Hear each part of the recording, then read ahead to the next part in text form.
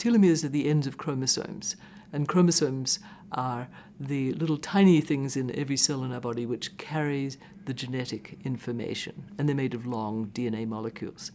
And every end of the DNA has to have a little protective cap on it, and that's what the telomere is. And it really does protect the chromosome, and therefore it protects the genetic material. If you don't have a proper protective cap, because the cap can wear down throughout life, and then suddenly it stops working, then the cells don't work properly and start sending the wrong signals to each other and to other cells around the body.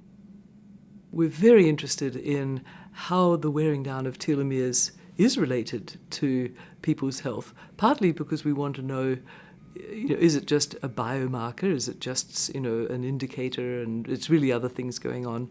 Or how much is it really causing declines in health, which then are seen as increases in, say, the chronic diseases of aging? But we have a pretty good idea now that it is causing at least some of the risks that people will have the chronic diseases of aging.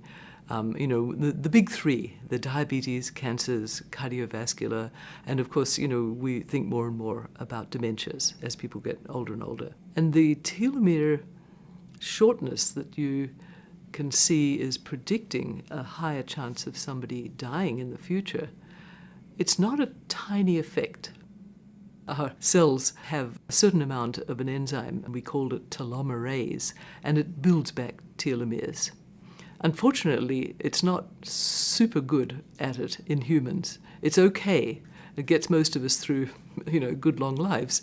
But sometimes it doesn't work as well. And there can be many other processes that are wearing the telomeres down. Telomerase can build them back up with the help of lots of other factors in the cells. So what we'd like to know is, how can we help that building up process? Well, we've been really interested in what roles nutrition and exercise and what we eat, what role does that have in maintaining telomeres?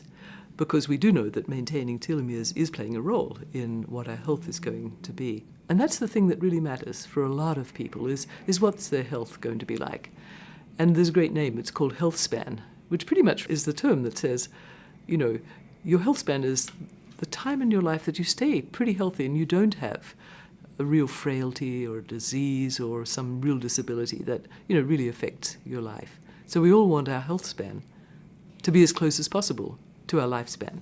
So we're down to the basics: exercise, good nutrition, trying to do stress reduction, recognizing we can't avoid all chronic severe stress. It's very exciting when you find people of like mind who have similar kinds of goals and ambitions, and when the two mesh, it's wonderful, because different strengths are brought to the problem. We bring our strengths as our research expertise and knowing a lot about, over the years how telomeres work, and more through a lot of interactions with studies, how that's impacting on human health and wellness. And Shaklee has a goal of human health and well-being, and so that is a very resonant kind of role that Shaklee is playing as well.